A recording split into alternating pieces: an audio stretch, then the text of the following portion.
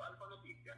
Es un gusto y un placer tener con nosotros en esta ocasión al doctor Juan Bosco Abascal Carranza. Muy buenas tardes, maestro. Doctor, ¿cómo se encuentra? Gracias por estar aquí. Hola, ¿qué tal, mi querido Beto? Pues la verdad muy contento, como siempre, que me llamas, porque me das la oportunidad de poder expresar verdades de a dólar, o de a euro, mejor dicho, que en muchos otros medios van a ocultar o a deformar o francamente a convertir en mentiras, ¿no? Como ese pobre homúnculo de Federico Arriola que nomás se dedica a danzarle loas al sátrapa en acción actual, ¿no? Y otros muchos por ahí. Pues así que es un honor que nuevamente podamos ocupar este espacio. Pues ¿por dónde quieres que comencemos? ¿Qué me vas a preguntar hoy? Así es. Doctor, hemos visto últimamente la situación de México con lo que pasó en Bolivia con Evo Morales. Llega Evo Morales a México, llega bien custodiado, llega con toda la seguridad, llega con todos los lujos. ¿Qué nos puede dar su opinión? ¿Usted nos puede dar su opinión acerca de qué es lo que está pasando con este personaje y el presidente López Obrador? Bueno, mira, antes que incrustar a Evo en la esfera del malo, del Pejelopostli, hay que entenderlo en dos contextos globales muchísimo más importantes. Okay. El primer contexto en el cual hay que entender, o mejor dicho, hay que colocar la figura de Evo Morales para realmente entender qué pasa con él, es el ámbito del narcotráfico. Ajá. Bueno, entonces el segundo contexto es Evo Morales desde el punto de vista de la izquierda sionista furibunda. El sionismo tiene dos pinzas: el liberalismo a ultranza, que va desde el liberalismo, digamos, moderado o rosa, hasta el superliberalismo a ultranza, que consiste básicamente en, por la derecha, exprimir a las naciones en recursos naturales y en moralmente y en todos sentidos, y el ultraizquierdismo del lado contrario, del lado izquierdo, es la otra pinza, que usa la violencia. Es el segundo contexto en el cual tendríamos que entender la figura de Evo. Si comenzamos por el primer ámbito, que es el ámbito del narcotráfico, hay que hacer algunas precisiones muy importantes. Evo Morales, desde hace no menos de unos 18, 15, tal vez hasta 20 años, ha sido así tal como la palabra lo dice, un narcotraficante. Yo lo tengo estudiado desde hace no menos de 20 años, este asunto, porque una de las cosas que más he estudiado en mis últimos 20 años de vida es justamente el problema del narcosistema. Hay un autor italiano al que yo seguí mucho, ya no lo pude seguir porque se tuvo que esconder, anda por ahí en algún lugar de la tierra, quién sabe dónde, se llama Roberto Saviano. Él escribe varios libros, pero sobre todo uno que fue el que me dio el tip. El libro que él escribe se llama 000, es el título, y el subtítulo dice La cocaína gobierna el mundo. Entonces él analiza, él es periodista, él no es novelista. Yo soy psicólogo, filósofo, etcétera, pero también soy novelista. Entonces, a petición de mi esposa, que no quería verse viuda, me dijo: no escribas como periodista porque te van a rafaguear o a encajuelar. Mejor escribe novela y tendrás mucho más seguidores y seguirás vivo. Y bueno, pues mi novela, Desde el nido de la serpiente, toca el tema precisamente de qué sucede en Sudamérica con los gobernantes tipo Maduro, Kirchner, el brasileño aquel que acaba de salir de la cárcel, Lula da Silva, qué sucede con casi todos ellos. Es larga la lista: Chile, Bolivia, Ecuador, Colombia, uno de cuyos presidentes ayudaba a aterrizar pues los aviones del Señor de los Cielos en pleno Bogotá. Ajá. Y que además pues tenía cara de yo no fui, yo soy lindo, honesto y hasta católico, ¿no? Entonces, en el contexto del narcotráfico, Evo Morales es un príncipe de príncipes, o como dicen los italianos, es un capo di tutti capi, que en italiano quiere decir jefe de jefes, o jefe de todos los jefes, al grado que este señor Evo Morales, durante todos los años, más de 13 años, que el Chapo operó protegido por el PRI y por el PAN de Calderón, lo digo con todas sus letras, enójese quien se enojare, ajá, a mí me vale gorro la furia de los perros que ladran, como dice Don Quijote, ¿no? Ladran, Sancho, caminamos. Entonces, sí, en ese contexto del narcotráfico global, Evo Morales es un capo di tutti capi, pero a escala global es un peoncito. Es un peón que podría ser tal vez una torre o un alfil, tal vez un caballo, ahora que se desplazó con el avión de la Fuerza Aérea Mexicana. ¿Por qué lo protegen? ¿Por qué lo cuidan tanto? Bueno, mira, esto hay que entenderlo así. Fíjate, en el mundo hispánico se extiende la inestabilidad, la polarización social y las confrontaciones violentas, en ocasiones con cientos de muertos y de heridos graves. Por ejemplo, en Chile tenemos más de 200 chamacos terroristas que perdieron la vista, por decirte un solo dato, ¿no? Más la innumerable cauda de muertos en Bolivia durante los 14 años en los que Evo fue el dictador. Dictador, no presidente, dictador. Como lo es también el PGLopostli en México, dictador. También se está tratando nuevamente de desestabilizar Colombia. En el mundo hispano parece que ahorita las cosas en España están un poco más controladas, si bien es también una bomba de tiempo, y de ahí hay que celebrar que la derecha encabezada, la derecha moderada, inteligente, católica, culta, encabezada por un lejano pariente mío, Santiago Abascal, pues acaba de dar un palo verdaderamente fenomenal en las últimas elecciones y logró posicionar a la vieja España, a la España madre de México, en una posición de cierta tranquilidad de cara al futuro. Pero bueno, esperaremos las noticias. Volviendo a América Latina, la noticia más trascendente de los últimos días, pues fue la reciente renuncia, no golpe de Estado. Así es. Tenemos una jauría de falsos periodistas aullando, berreando en YouTube, de 9 de cada 10, berreando porque fue un golpe de Estado. Qué horror confundir Catalina de Médicis con qué Médicis Catalina. Evo Morales renunció, punto. No hubo golpe de Estado. El ejército no salió a la calle, no fue tomado prisionero, no se tomaron los puestos públicos del gobierno de ese país por la fuerza. Simplemente él tuvo que renunciar porque vio que las consecuencias para su vida iban a ser mortales.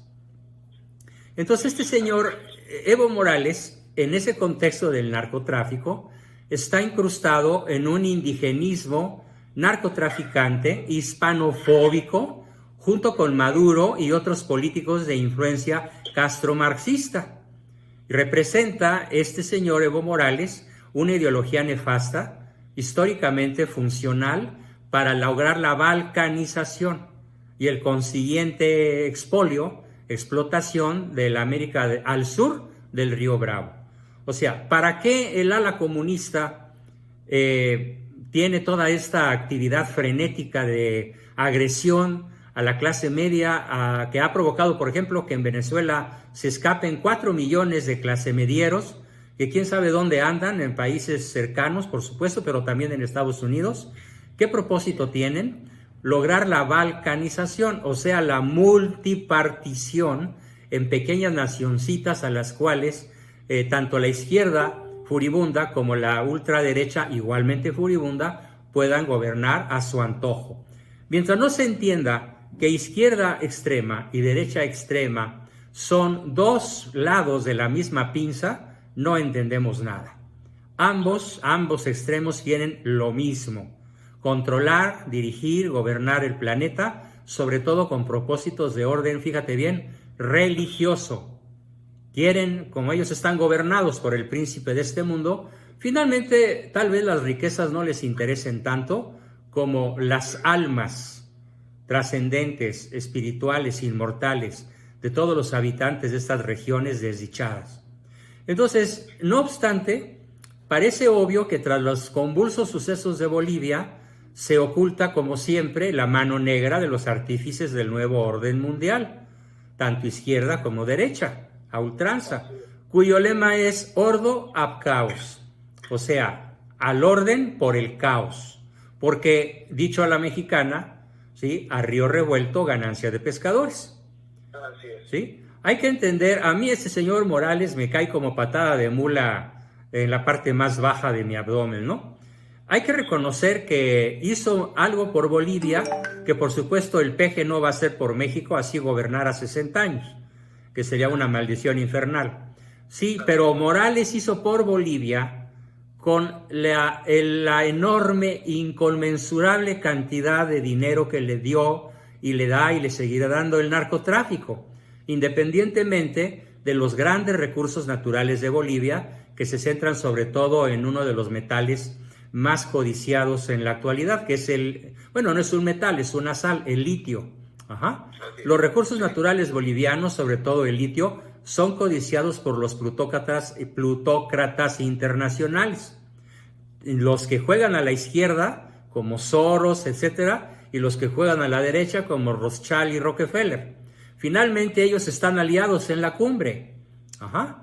Y no me fío para nada de la famosa Yanine Áñez, la nueva presidenta de Bolivia, que me parece que está jugando un papel muy similar al rol que desempeña el masón Juan Guaidó en Venezuela, que finalmente pues es otra manera de que Venezuela siga en poder de la élite global. No veo en América Latina, no veo en Hispanoamérica, al menos no por el momento, algún movimiento popular y fuerte organizado digno de ser respaldado sin ambajes por un católico como yo.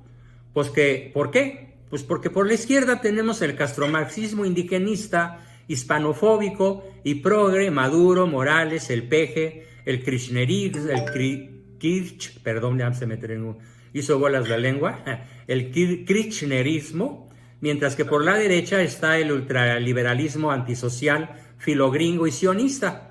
Sebastián Piñera en Chile, Bolsonaro en Brasil, Moreno, los uribistas en Colombia, etc. Esta confrontación bipolar está estratégicamente diseñada, mi querido Beto, para que el globalismo triunfe, para impedir el advenimiento de una tercera posición que realmente podría ser emancipadora, como en su día lo representó el auténtico peronismo en Argentina, o líderes e ideólogos como el brasileño Getúlio Vargas, el colombiano Gaitán, y otras personalidades por ahí cuyos legados han sido distorsionados o condenados al ostracismo, tanto por el ultraliberalismo como por el izquierdismo comunista. Entonces, Evo, en el contexto internacional, es un peoncito que va a seguir aportando, fíjate en este bloque lo importante que te voy a decir, para que calcules. El narcotráfico le aporta a la banca internacional sionista no menos de unos 2 billones de dólares por año, por la rapiña que representan las drogas, su consumo en todo el mundo. Solo en el continente americano, de Alaska a Patagonia, los ingresos del narcotráfico están calculados por grandes especialistas y autoridades en la materia en más de 600,000 millones de dólares. Multiplica por 20. Esto es un presupuesto muy superior al presupuesto de la Federación para el 2020. ¿Sí? O sea, ¿quién gobierna? El narcotráfico. ¿Por qué el PG le da protección a Evo? Porque está en el contexto de la gobernabilidad que exigen los amos de la tierra, desde la banca internacional sionista. Si no se entiende esto, no entenderemos absolutamente nada. ¿Qué tía de las muchachas ni qué cuento chino eso de que por humanismo se proteja a este señor, que además es un narcocriminal, que además es un tramposo respecto de las leyes de su propio país? La realidad es que los jefes narcos de alto nivel, en donde tanto el PG como Evo Morales, como todos los que están en el ajo, de la izquierda o la de la derecha, eso no importa, porque todos obedecen el mismo amo central.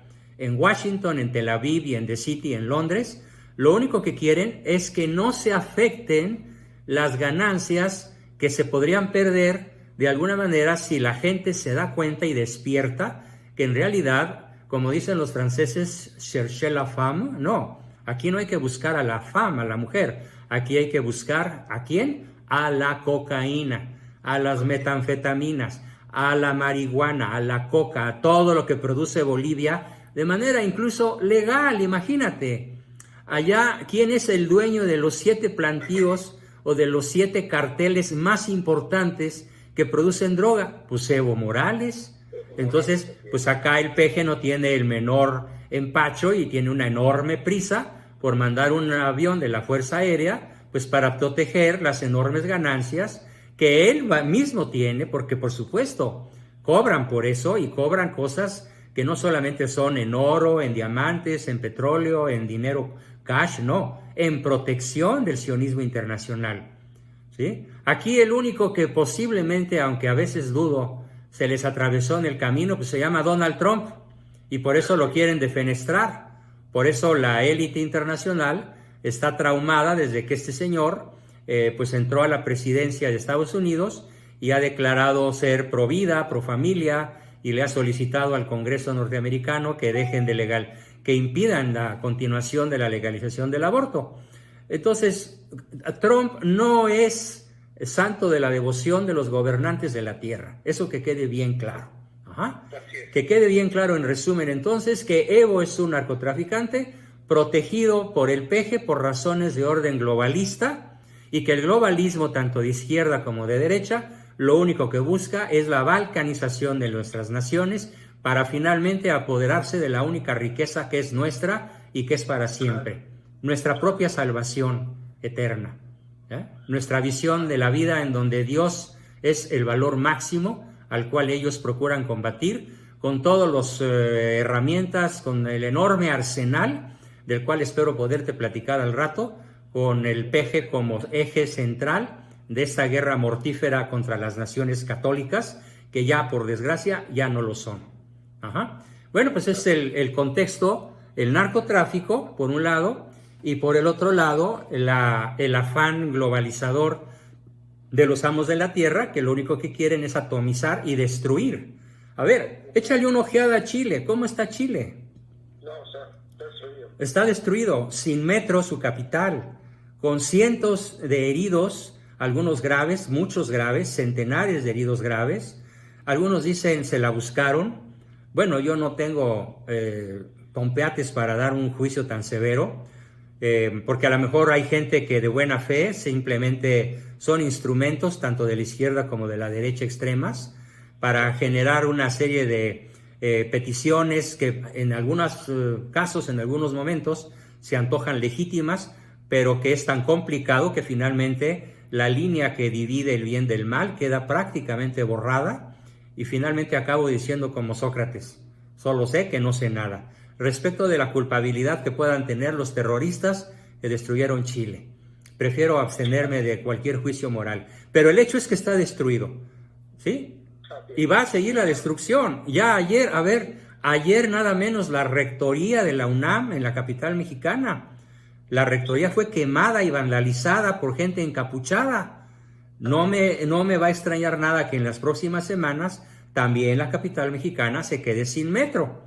Porque ¿por qué Santiago de Chile sí y el DF no? Ajá. ¿Por qué? Porque gobierna una judía Sheinbaum por ahí, que se escribe en realidad S-H-A-M-E, de shame, vergüenza en inglés. O sea, qué vergüenza. Y probablemente mientras ella esté ahí, esto no pase. Pero ¿qué tal si sí? No lo sabemos. Bueno, pues este es el primer tema de esta tarde, mi querido Beto. Doctor, una última pregunta sobre Evo. Sí. Ajá. Nos han capturado tenientes coroneles de Bolivia y incluso un diácono que Evo Morales tiene 325 millones de euros en el Vaticano. ¿Qué si esto será cierto en este punto? Mira, la verdad no tengo datos para opinar que sí, y tampoco tengo datos para opinar que no. Es como los ovnis. Un ovni es un objeto volador no identificado. Entonces, no se puede afirmar que exista vida dentro de esos objetos, y tampoco se puede negar que exista. Simplemente no lo sabemos. En estos momentos hay muchas personas en las que yo confío que han defenestrado, que han desautorizado a este diácono que acusa al Vaticano de tener 350 o 300 y cacho de millones de euros propiedad de Evo Morales. Pero lo que sí te puedo asegurar es que las inversiones que este señor hizo en Bolivia con dinero del narcotráfico superan los 1.500 millones de dólares, que es el triple o más de lo que son 350 millones de euros. Así que no me sorprendería para nada que en efecto en el Banco del Vaticano pudiera haber ese dinero, aunque no lo afirmo y tampoco lo niego. Estoy como Sócrates, ahí no solo sé que no sé nada, reconozco mi falta de autoridad y conocimiento para poder dar una opinión con certidumbre. Pero no sería de extrañar que así fuera. Además, eso de que el Banco del Vaticano haya sido utilizado por la mafia es un cuento muy viejo, es una historia en la que sí te puedo decir con absoluta certeza que el motivo por el cual asesinaron a Juan Pablo I fue porque él se dio cuenta de que 3 cardenales, Marcinkus, Casaroli y Villot, eran los jefes de una mafia que tenían en el Banco de Obras Religiosas, en el IOR, o Banco del Vaticano, tenían una ingente, enorme, gigantesca cantidad de dinero, sin que el Papa recién difunto, Juan, no recuerdo si Juan 23, creo que sí, ignoraba.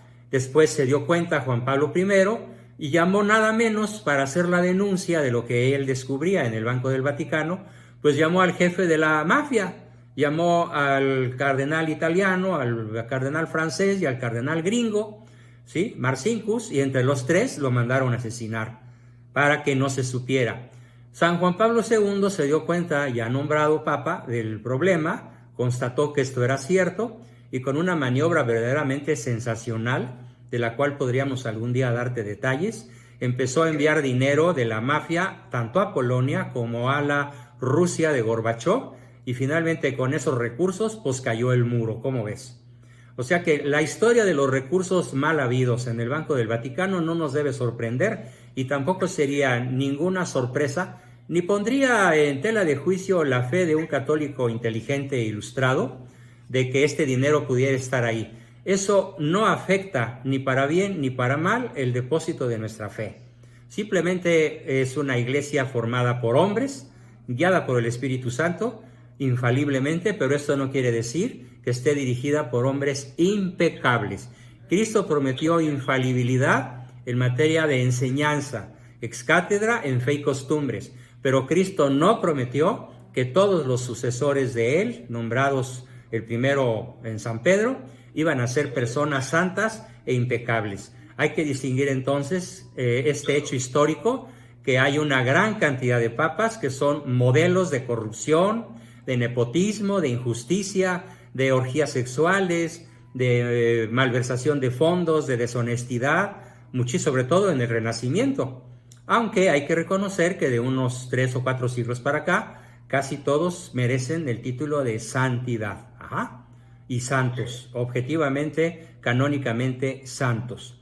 Del actual, pues yo diría que intelectualmente está bastante empobrecido, bastante pobrecito Francisco en comparación a Ratzinger, Benedicto XVI, pero pues no hay ningún dato duro, ningún dato sólido como para declararlo antipapa, si bien la cantidad de tonterías que ha dicho es impresionante, ¿no?